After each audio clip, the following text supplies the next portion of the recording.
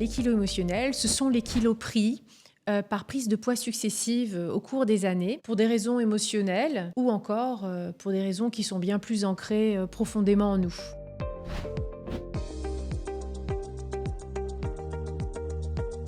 Les émotions peuvent nous faire prendre du poids ou nous empêcher d'en perdre. Pourquoi ? Puisque les émotions vont nous pousser à nous alimenter plus, ou nos émotions peuvent modifier nos types d'aliments avec donc des aliments plus sucrés, plus gras, voire les deux. Et la traduction biologique de nos émotions à travers les hormones, les neuromédiateurs peuvent également favoriser le stockage des graisses et ralentir notre métabolisme en fait.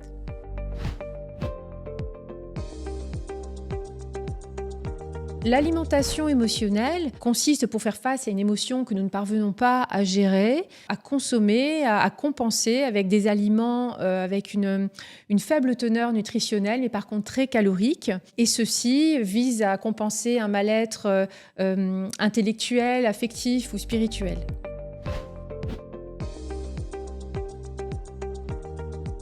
Il est important d'identifier les différentes émotions à l'origine de ces prises alimentaires pour les gérer différemment en fait. Donc de nombreuses méthodes existent aujourd'hui. On va trouver de la cohérence cardiaque, de la sophrologie, mais il existe également la supplémentation. Par exemple, la gestion du stress peut être améliorée par une supplémentation en magnésium et en rhodiol. La charge mentale des jeunes parents peut également être équilibrée avec la prise de plantes adaptogènes comme l'ashwagandha ou encore le safran.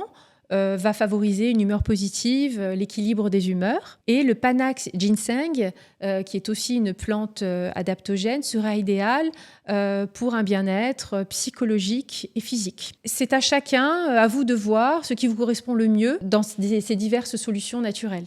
Donc en fait, perdre du poids n'est pas qu'une question de volonté. Quelquefois, il ne suffit pas en effet de manger équilibré, d'avoir une activité sportive régulière, car il y a donc des blocages. Et donc une prise en charge efficace et globale de la gestion du poids consiste à lever ces freins émotionnels pour libérer les kilos émotionnels qui pèsent sur la balance et pas que.